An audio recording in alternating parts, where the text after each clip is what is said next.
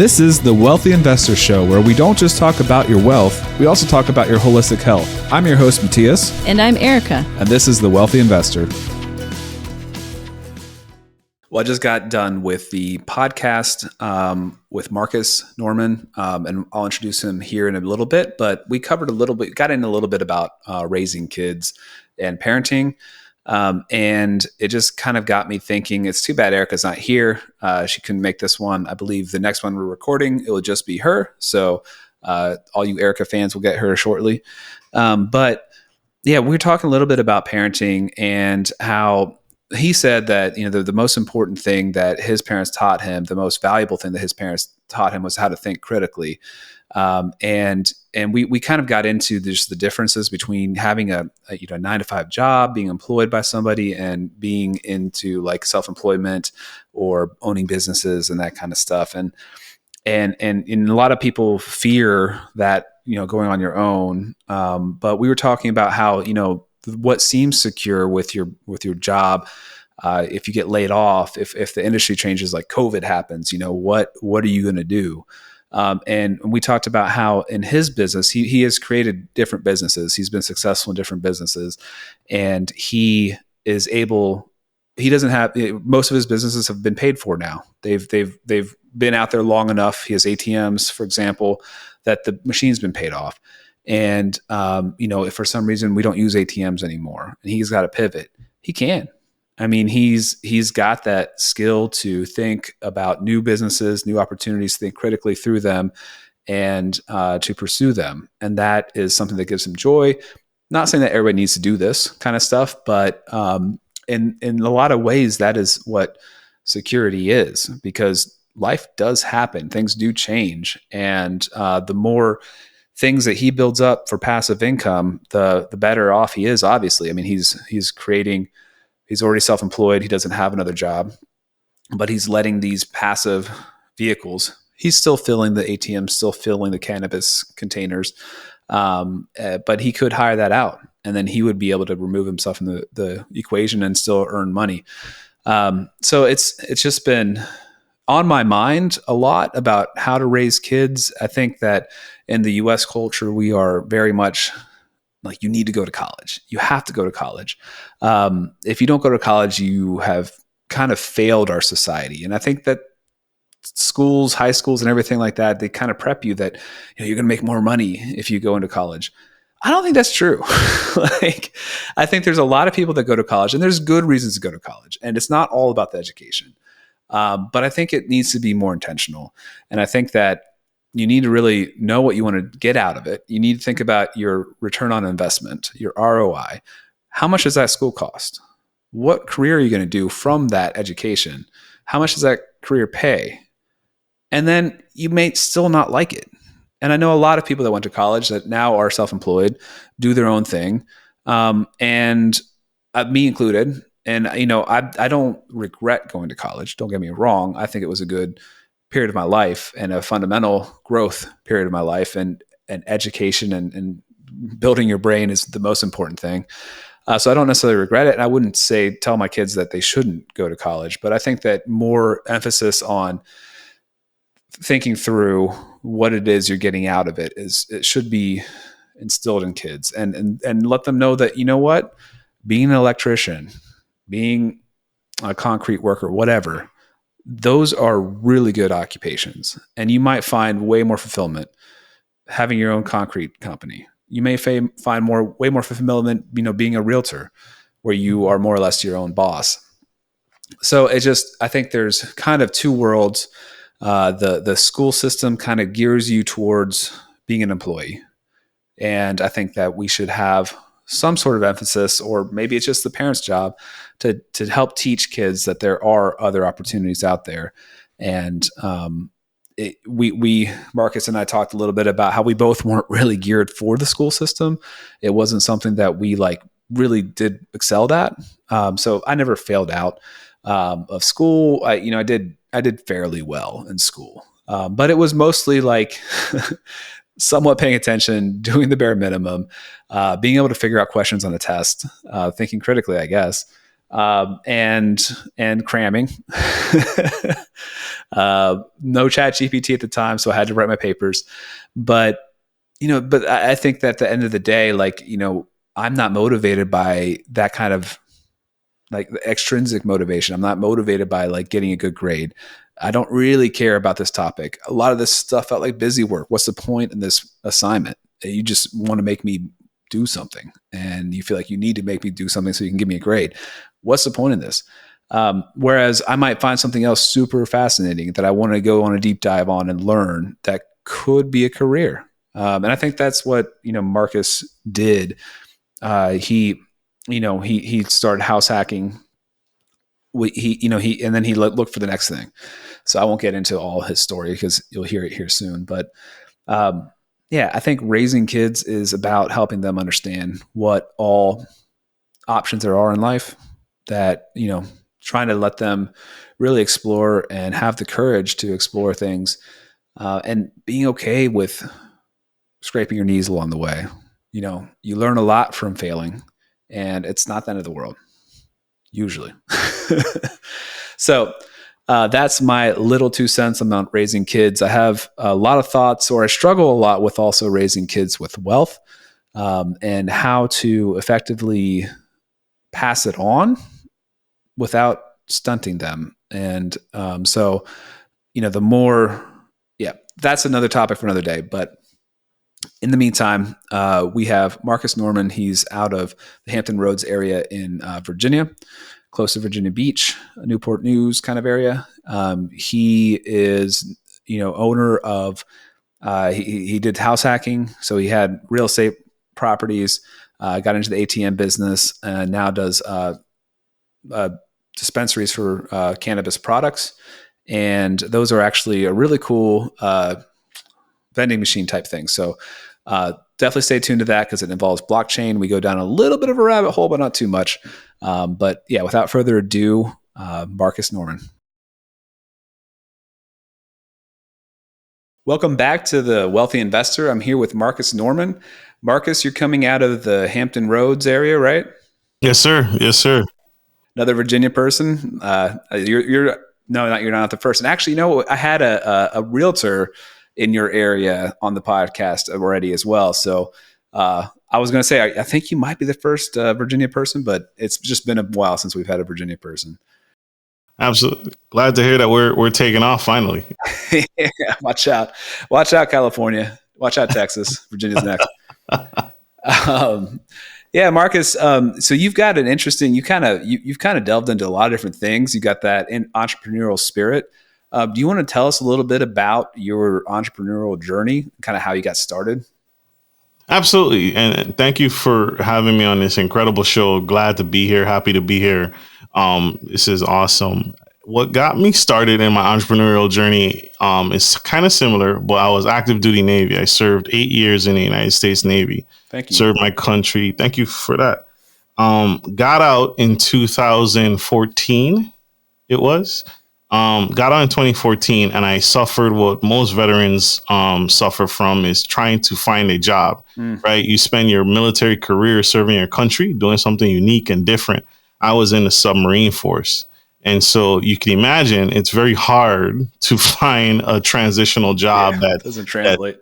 Doesn't translate, right? Where do you go? You go from working on submarines to what? Pushing papers. And so I had a very difficult time finding employment. And it took a minute. So that kind of kick-started because you have to find a way. I owned a home. I owned my primary home, and I needed money. Yeah. Right. And while I was working for a job, I dove into sales and marketing and advertising. And so got my life insurance license, was selling policies to make money once I got licensed and credentialed, and then just got door to door, did it all. I worked for Aflac. I worked for State Farm. I worked for Geico for a short period of time and got my feet wet in the industry, in the sales industry. And also some multi-level marketing.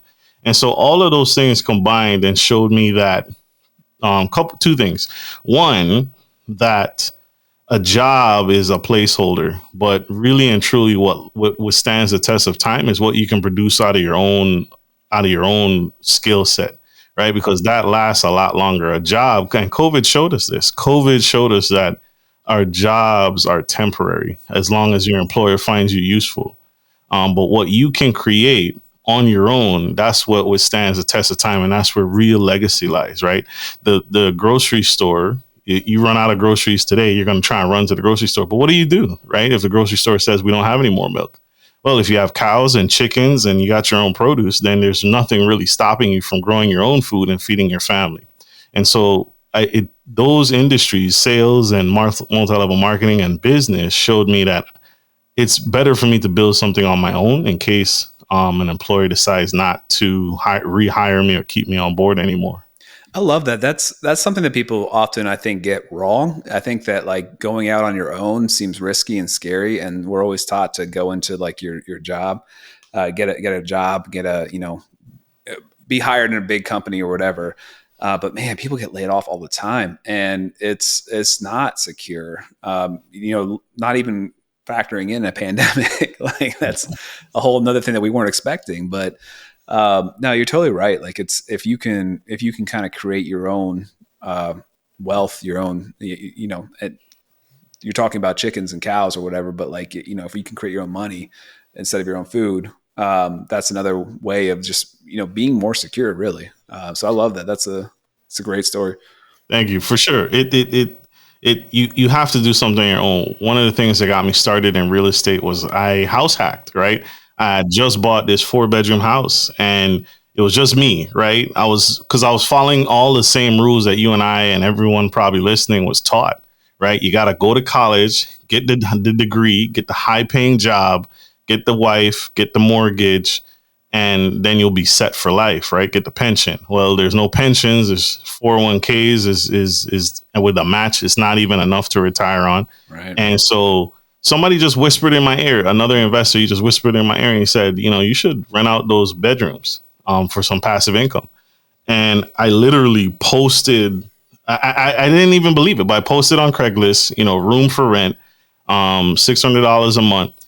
And within 30 minutes, I had 10 applications. What? Within an hour, I had 2 people come and do a walkthrough. And in 2 hours, I had first month, last month's rent, and a security deposit. Oh, that's nuts. Wait, it was the quickest money I had ever made in my life. Did you even know the term house hacking at the time? I absolutely did not. Yeah. Even though I was subscribed to big platforms like yours and things like Bigger Pocket. Yeah. It never dawned on me like this is house hacking. Yeah, no, I mean, I feel like that a lot of people end up doing one of these things and not realizing they're implementing a certain strategy. But thank you, Brandon Turner, for giving it a name. He coined it. Coined it. Yeah, that, and I think he did that one, and then Bird was definitely him. But yeah, so you got your toes wet in the investing world. You got some passive income. Did it cover your mortgage at that point, or how well did it do? It did really incredible because it covered my mortgage. And then the light bulb went off, right? Because that was only 1 bedroom. So I was in a 4-bedroom house. I rented out 1 bedroom. So I wash, rinse, and repeated the process, did it again. Same thing occurred, got 2 tenants and now the mortgage was already covered with the first guy. The second guy was just surplus. And then it just snowballed from there. Because then, like I said, I was out the military. After interviewing and applying like crazy, I found some decent employment, some gainful employment. So now I'm just sitting on money, right? What do you do when you have a paycheck? Your bills are paid, your mortgage are paid, your big ticket expenses are paid, and you just got cash. So what do you do, right? And you go to Vegas, you party it up, and you party it up. But yeah, it opened Pandora's box in my mind. Cool. And I was unleashed from there, and my mind just expanded from there. So you got really into that, like how do I invest this extra money? How do I turn this into more kind of thing? Is that what I'm picking up? Absolutely. If it's not making me money, I don't want it. I don't own it. I don't want it. We in 2024, in this day and age, right? You can make a full-time income off Uber, right? You can make a full-time income off freelance work, just doing video edits, whatever your skill set is. But if it wasn't making me money, I did not buy it. And my mind just opened up to a bigger picture, because now my employer doesn't control my life as much. Yeah. And if I can maximize this and capitalize this, and again, when I was sitting on all that money, I was looking at, okay, what else can I do? Well, I saved up some of that money, bought a duplex, Nice. right? And started that train, and just saying, hey, did you move into the duplex, or did you just buy it separate? I did move into the duplex because I was required to via the loan that I qualified for. Yeah. And then, but after some time had passed, I was able to move out and rent out my side. Yeah. So now I own 3 doors, right? 3 properties, Yeah. and wash, rinse, and repeat. So it was really insane from there. That's awesome. I mean, that's honestly, like, I'm writing a book, and it's kind of like geared towards how agents need to get started in the business. And I think that if they're young and flexible and have, like, you don't maybe not have a whole family, they have to, it's harder to move a whole family around, right? I mean, you can do it, and it's harder to rent out rooms if you got like little babies and all that kind of stuff. But yeah, if you're starting off your career, I mean, that is like a no-brainer. If you can just put up with a little bit for a little bit of time, you're going to be so well set, because you probably put a loan down payment on you. Did you use a VA loan for your I did. properties? Yeah. So 100% financing. You got into a house, right? You maybe paid some closing costs, and then you made great money renting out the rooms. You're able to save and buy a duplex that you had to move into. 100% financing again, or was Yes, that? sir. Yeah, amazing. So, like, able to get into that, get that going, and then did you move into another one? I mean, this is like, I did. just perfect. You literally wash, rinse, and repeat. And if you're a realtor, right, I feel every realtor should attack every VA military person you see, and just say to them what we're talking about. Yeah. Is, listen, use your VA loan, you can get all the way up to a 4-plex, no down payment. Get that 4-plex, put some tenants in there, live in one of the units rent free, and build your real estate business, right? And so now you have income, and now you can really focus on selling houses and for your clients, finding and selling and buying houses for your clients, but your income needs are met. Yeah, like let your income get met first before you go buy the Porsche, right? Because, like, you're going to get into a point where, like, you know, that it's going to be a slow period. It's going to be winter. Your taxes are going to be due, all this stuff, and you're going to be hurting and you're going to be stressed. And that's why most realtors get out of the business. And so if you have everything met, like, you're going to be fine. And then you can think about expanding your business and growing, maybe building a team, maybe hiring an assistant, making your job, giving better service to your clients, and making your job less stressful and less demanding. But anyway, enough about that. I want to hear more about so how many times did you do that before you moved on? Because I know you got into ATMs, and now you have another venture that you're in.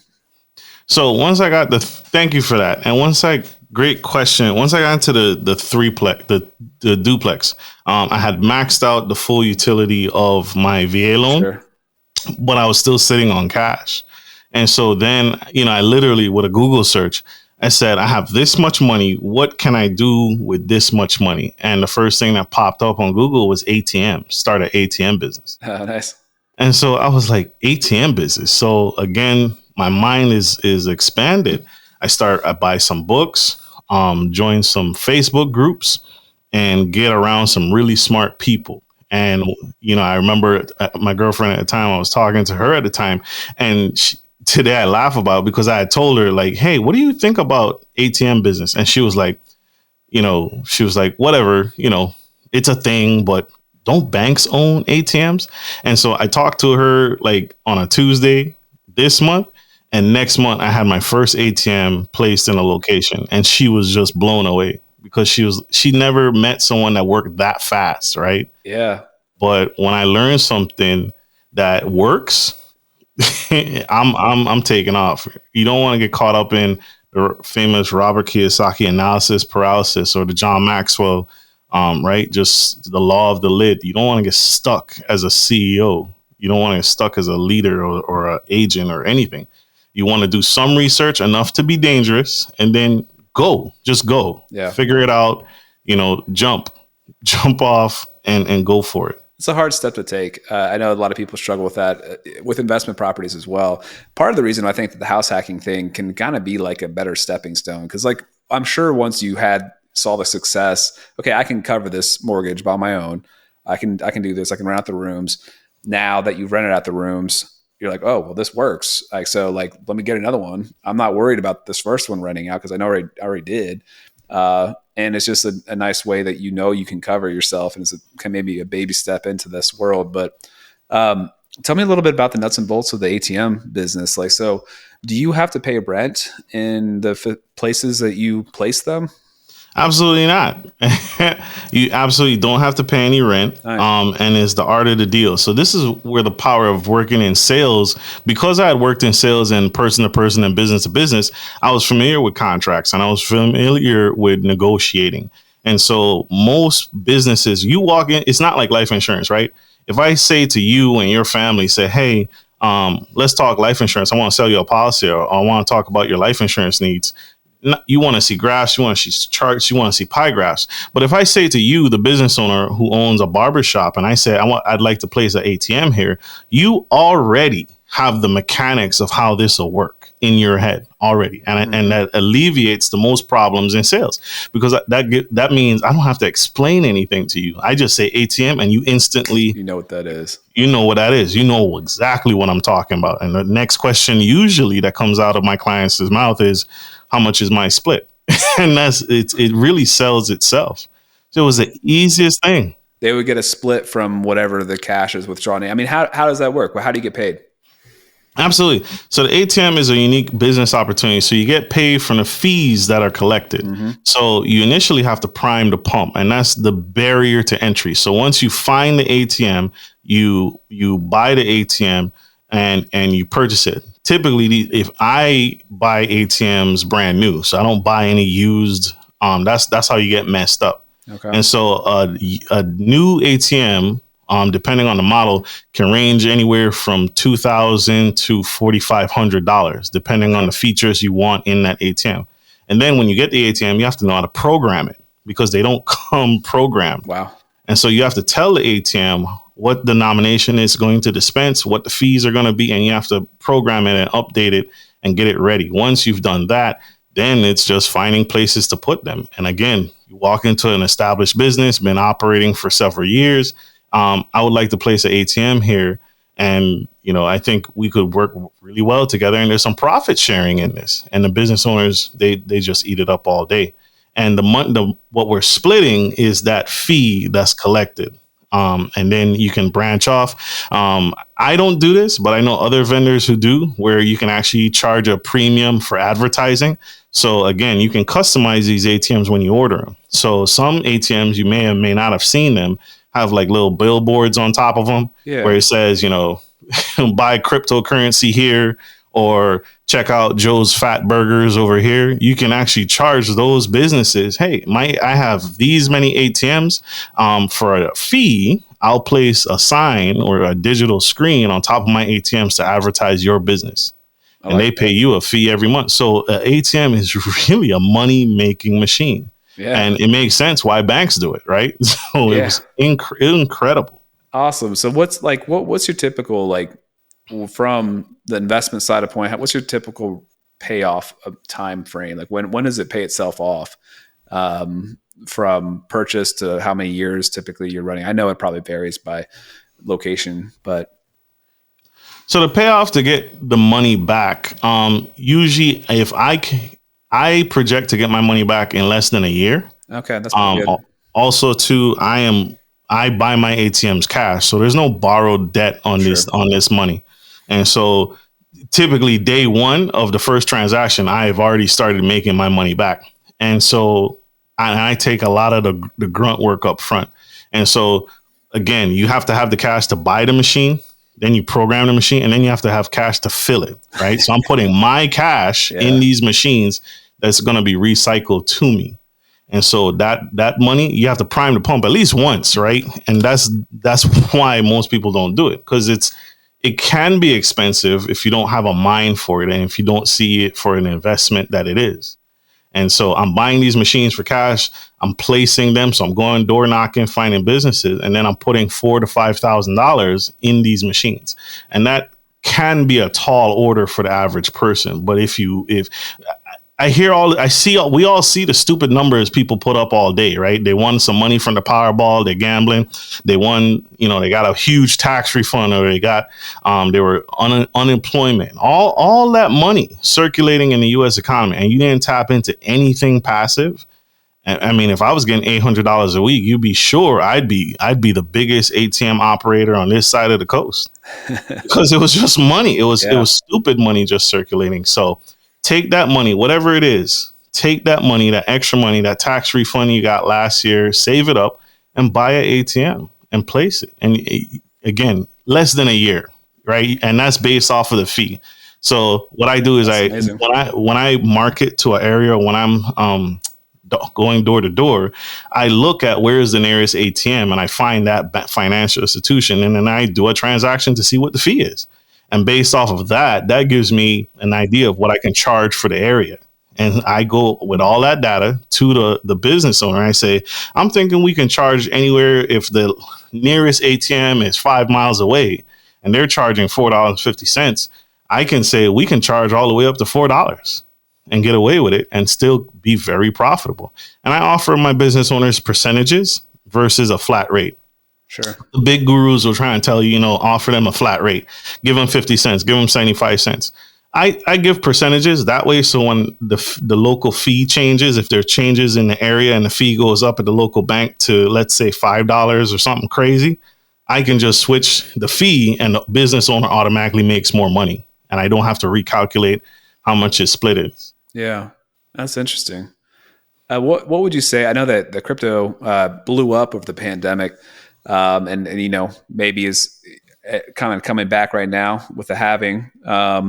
What kind of transition did you see of like your profits being crypto based? Because you can buy Bitcoin. Can you buy other things on your ATMs?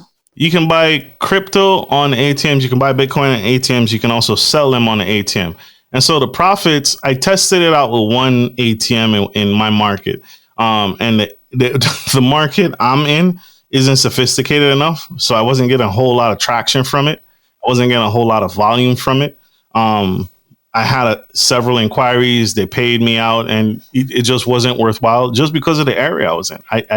I just chalked it up to say, hey, you know what? This demographic it's not there, right? Versus if I was in Washington, D.C., right, or as I was in Silicon Valley, that the concept of cryptocurrency is more prevalent.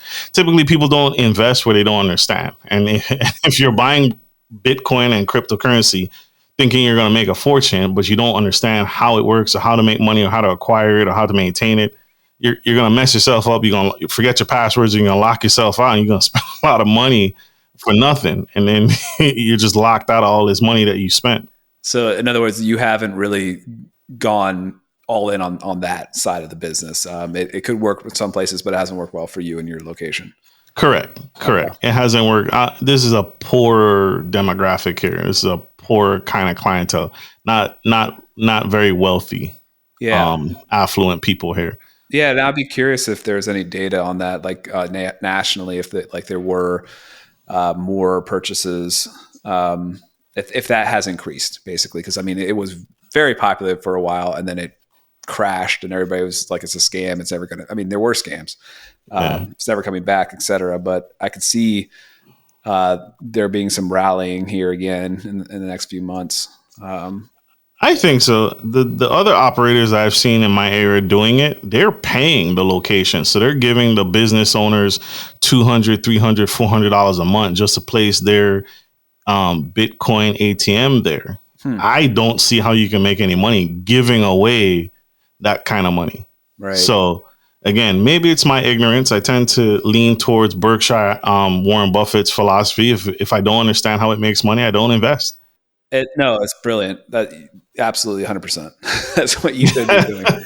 Yeah. And it's not for everybody, and it'll be curious to see how the next cycle goes. But moving on from that. So now you were into ATMs for a while. Now, do you still purchase them, or you've kind of moved on because you now are in the dispensary business? So I still have them. I'm not acquiring new locations at the moment. So I've just kind of plateaued and just left that business to operate on its own. So I still have them. I have a portfolio of about 13 ATMs Okay. that I still own and maintain. But yes, I've graduated to now cannabis and the cannabis industry and investing, small business investing. So that venture has, it's been bearing fruit, and it's been a learning experience for sure, because even though I come from the Caribbean, right, ganja, I never messed with it. I never played with it growing up, and so it was a lot to learn. And also, the regulations are changing around the dispensing of cannabis. And so I found a company that I now partner with, and I'm a shareholder in, that they went back in time, but they brought something back from the past and made it more modern. And they utilize vending machines to dispense the cannabis. And so through the vending machines, they incorporated cryptocurrency and the blockchain technology. And so these are touchless, cashless vending machines that have the ability to verify your age, Okay. and dispense cannabis products to you.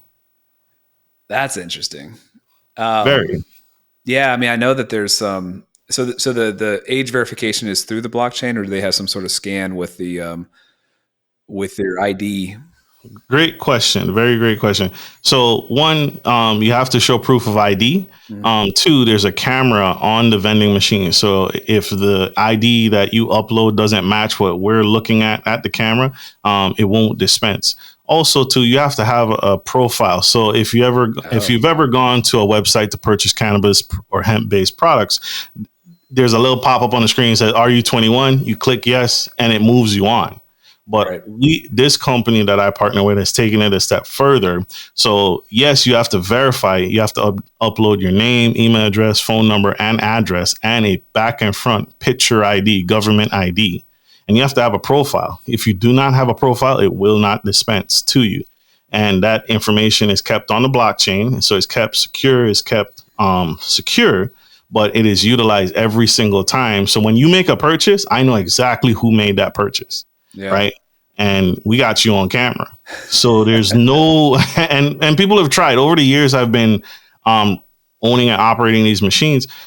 People have tried to come and go on Google and say, "You dispense my, 15-year-old son this cannabis, this weed."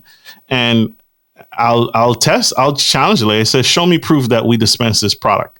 And the lady will submit, "Oh, well, he has a credit card." I said, "That's not how the machine works." Or I give him cash. Well, the machine doesn't take cash. And every time we knock them down. It's super easy. Now, so do you have to pay with blockchain too, or is there also like just connected to a Apple Wallet or whatever? So it can be connected to Apple Wallet. That's how we've been accepting them thus far. And again, the data is kept on the blockchain. So the blockchain is primarily used to categorize the different strains of cannabis, right? Oh, okay. So you know exactly what you're putting in your body. You know where it came from. And the bigger thing is the testing, the lab results. So every product that the machine dispenses, you can pull up because it has a digital touchscreen right there on the vending machine where you can actually read what's in this product and its most recent lab tests to know, does it have pesticides? Does it have harmful metals and chemicals in it? You know exactly what you're putting in your body before it dispenses. And all of that is provided to you via the blockchain. So again, we know every product in the machine. We know where it came from, who makes it, the manufacturer date, the label date, the expiration date, from soup to nuts. And so this company is really far ahead of its time with as far as technology goes. The founder of this company, he has a master's in cybersecurity. Okay. So it made sense for me to not invest with him. Yeah, well, that's really fascinating, because I think that's something that most people don't, unless they really went down the rabbit hole of crypto, they don't understand that there's so many applications to it, not just money. And what you're talking about is a great example of just this data, on a ledger, and it's just using, we're not using Amazon. to host that data. We're having it on this blockchain. And I think like so there's a couple interesting applications where you can do this with. Like, so there's, I think a digital ID would be fantastic. So you're kind of doing that, but like I'm thinking like government. And again, if I'm going to have a digital ID, I'd rather have it be on something like a blockchain than on something like Amazon, the servers. And then that would allow for, so you could release certain data, but not release all the data. So for example, if you wanted to just give your name and your year of birth from your ID, from your digital ID, that company could achieve that without having to see your driver's license or your home address. If that information is not needed, we could just give part of that information. So I think there's a lot of possibilities with this kind of blockchain technology, and that's a really fascinating example of one. It is, and thank you for bringing it up. I'm truly excited where it has many applications. Blockchain technology has many applications, and like I said, I had to do a lot of research and reading to understand what is the significance between blockchain, crypto, and cannabis, and I had to study a little bit all three to have a clearer understanding of why he even did this, because it didn't make sense to me. But then, like you said, there's so many applications. Another application that I hear about often that's coming down the pipeline is the use of blockchain technology for the buying and selling of real estate. Imagine where you can go on Zillow, look at an investment property, buy it, close on it, DocuSign all the documents, apply for financing, and the house is yours. We're going to mail you the keys on this date at this time. The house is yours. Here's your closing date. Here's your closing documents. The bank you're financed through, you already applied, got approved, credit score, everything. You uploaded your documents to them, and here's your closing. And all of that is can be recorded on the blockchain. So now there's a categorized list of all the owners over the course of these many years of who owned this building, and you never step foot in the building. Yeah. And even before that point, like I think like the fact that we have to sign with ink for most bank loans is so archaic, right? Like, why do they need us to have a pen to the paper? Like you could. So I've done digital notaries, which we're kind of getting there. That's a really interesting process where it was basically exactly the same as sitting with somebody. You had to show your ID, you just kind of scan it, you took a picture of it.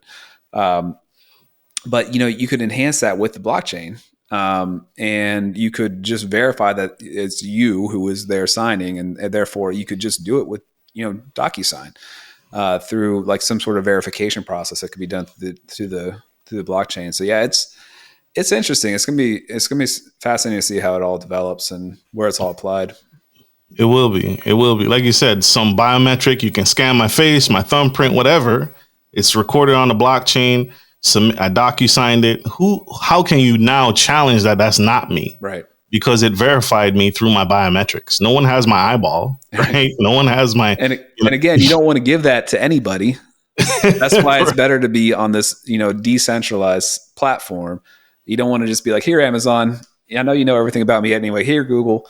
I know you know everything about me anyway, but here's my fingerprints yet. Absolutely. 1000% true. So, well, this company, is it just Virginia based, this dispensary company, or is it all across the country where it's legal? So according to the Farm Bill, you can sell cannabis virtually, according to the Farm Bill, virtually.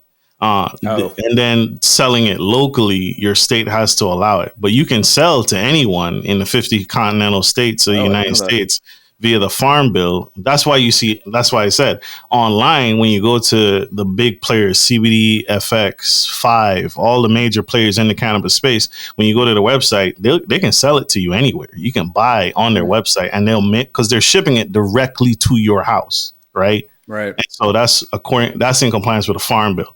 And the company also has that. They have an online platform where you can buy all the same products in the vending machines online. The vending machines is just another revenue stream that the company makes money. And so as an investor, as a shareholder, they had a unique opportunity where I gave them a lump sum of money, and they said, here's your opportunity for you to make your money back, your investment back. And that's rare, right? When you're buying shares in a company, It's a rare opportunity where day one you can start earning your money back until, on this privately owned company. Oh, so you're not even.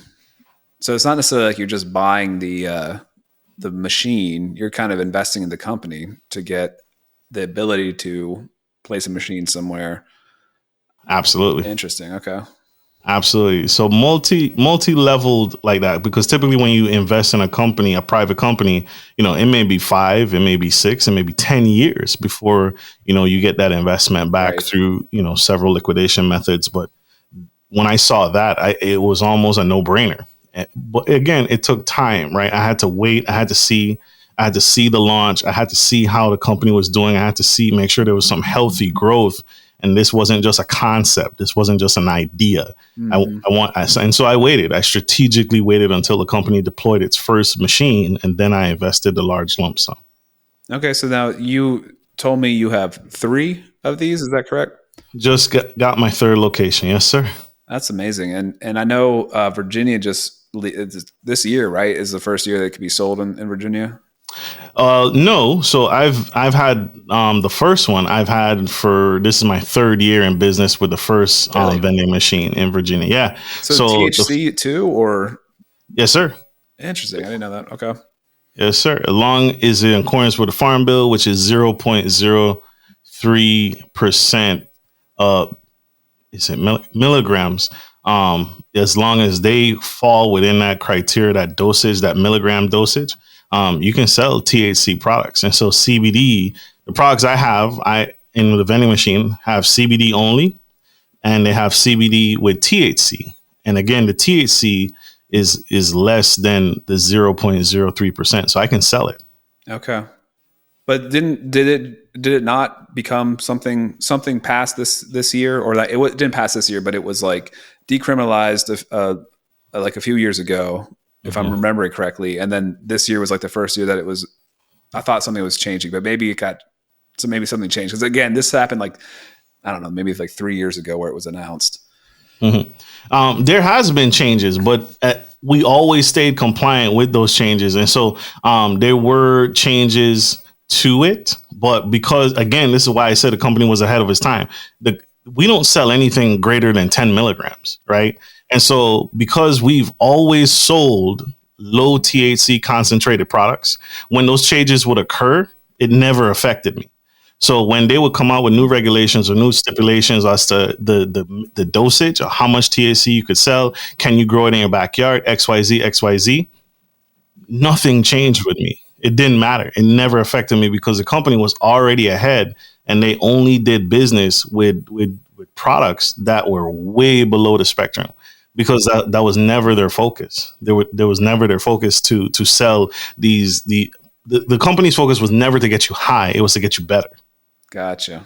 And so the company always kept that in the forefront. So any of the changes, there have been products that have gone offline and we no longer offer them, but business continued to run. The vending machine never went out of business. I just shifted the products. Interesting. So now, logistically, do you fill them, or is that taken care of by the company as well?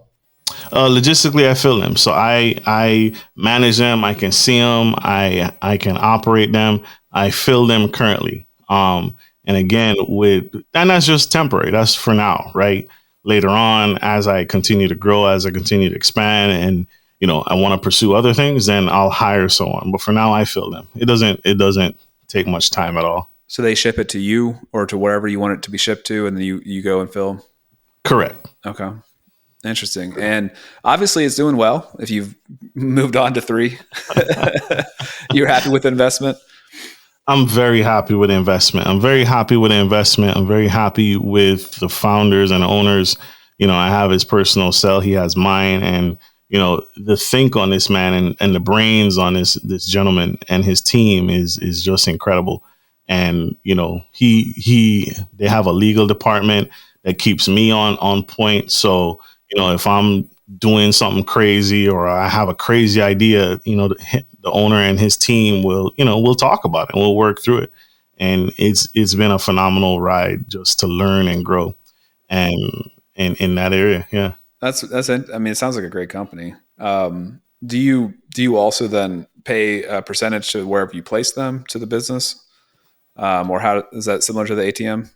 I do. So the businesses I have them in, they wanted a percentage or they wanted a flat rate. I I offered them the percentages. They wanted a flat rate. So I paid a flat rate um, just out of happenstance. But, you know, and it's like when you hear someone making a bad deal, you don't argue, right? It's like, I'm not going to argue with you, right? I'm trying to do right by you by offering you a percentage, Right. right? Because if I sell, $1,000 worth of products and I'm offering you, and you just want your flat rate of $100, you missed out on $800 or $900, Right. right? That you could have gotten more, because if you had taken a percentage, you would have made more. But they're dead set on this flat rate because they want predictable income, right? They want to do their projections and their math. Hey, when you hear someone make you a bad deal, just take it. Just let them learn, right? So hey, Yeah. I'll take it. Well, I mean, that's like something that I think a lot of people do, right? They want that steady income, that monthly revenue, as opposed to the risky. It may not be that great, but it could also be a lot more. I mean, that's a very common thing, right? Like, you want that consistent paycheck, you want that consistency, you want that stability, but you're really leaving stuff on the table. Absolutely. Know thyself. Know what type of investor you are, right? Yeah. Which one of the four quadrants do you fall into in the Robert Kiyosaki quadrant?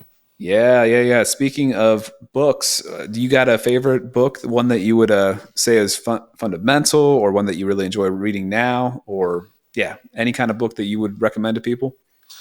Two books that I am currently reading now, and they were the most unsuspecting books. I don't want to be cliche and say Rich Dad Poor Dad. I've mentioned him enough times. The first book that was provided me tremendous insight was the book by Curtis Jackson, 50 Cent, known as 50 Cent, the rapper. It's called Hustle Harder and Hustle Smarter. And if you know anything about him, he was a rap artist who previously was shot, I think, like 6, 7, 9 times. Became a very hit mogul and partnered with Eminem and Dr. Dre, and became a rapper. But he ventured off. He quickly realized that music is a business, and he wrote a book about his mindset and his relation and his business thinking. And one of the things that people know or remember is vitamin water. 50 Cent, Curtis Jackson, was an investor. He was the first investor in vitamin water. And that paid him tremendous amount of money when he bought that company, and then when they liquidated and sold to Coca-Cola. And then the second book I would recommend is another one by the artist. The singer is Jason Derulo. And his book is Sing Your Name Out Loud. And so those are two books that you wouldn't suspect to be business books, but these two gentlemen are very business minded. Jason Derulo talks about in his book, one of his most successful business ventures isn't his music. It's a car wash that he owns. And so that shocked the bejesus out of me. And so if you're looking for something out of the box, some out of the box thinking by people you would never expect to be entrepreneurs and business owners, read those two books. That's cool. That's definitely fresh. I haven't heard those. That's really interesting. I know one guy that Shaquille O'Neal, I know that he had the whole, like, his story was his accountant or somebody told him he was going to be another broke athlete after he went out and bought cars with his first check or something. And man, that guy's done a lot since. He really took that to heart. And didn't he get an honorary PhD too? He did. Yeah. And he's one of the wealthier NBA players, one of the wealthiest NBA players today, just because, someone said the wrong thing to him at the right time. Yep. Sometimes you need that negative. I mean, school was I was never really cut out for school. And I think part of that same. I mean, this might be a common thing with entrepreneurs, but I think part of it was I just want to do my own thing. I don't really see the point in this. And it's not really interesting to me. I want to pursue what I'm finding interesting. But my dad's a professor. So that kind of clashes a little bit. Right. And at one point, but he, to his credit, he's like, you know what, Mattias, not everybody needs to graduate high school. like, Agreed. like he was okay, he's gonna be okay with me like dropping out. And that kind of gave me a kick in the pants. I was like, you know what, I'm not going to take that L. I'm gonna work harder, and I wasn't failing. I was just not thriving and not enjoying it. So went on to graduate college and et cetera. But like, yeah, so it's sometimes you need that. Sometimes you need that like negative reinforcement to kick you in the pants and kind of get you to like refocus on what's important. Absolutely. I've said the same thing. I said, whoever I marry, they're gonna have to be the academic, because I'm not gonna be the one to push our kids to get all straight A's and go to college and go, rack up all this student loan debt. I'm not gonna be that parent.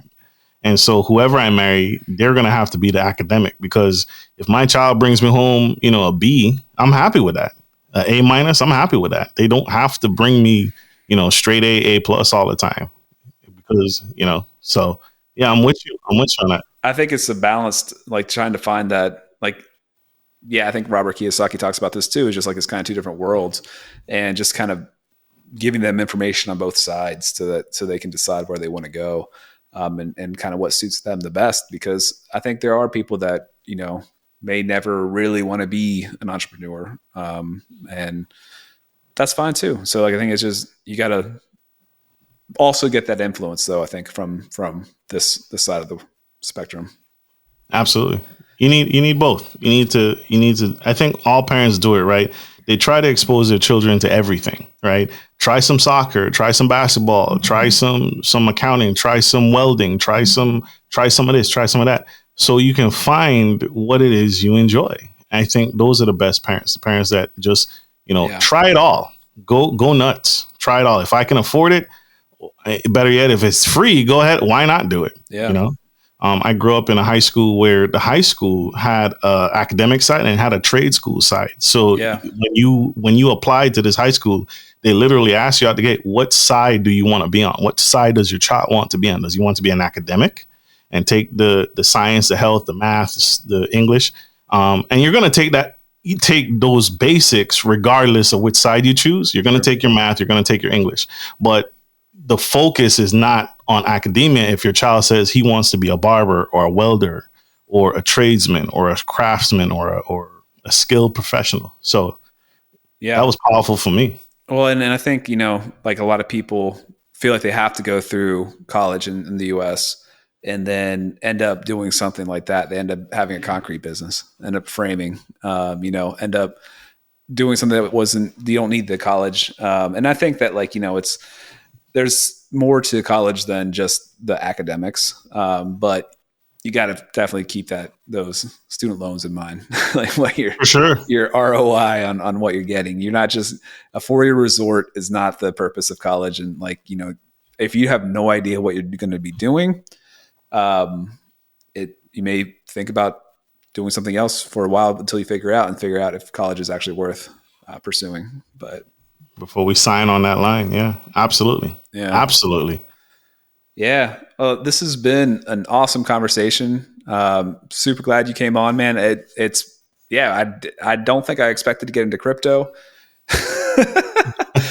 but we covered a lot, man. We covered real estate, crypto, cannabis, ATMs. I mean, the world's your oyster. If you really like, I think one of the great things about you is that you seem to like your hobby.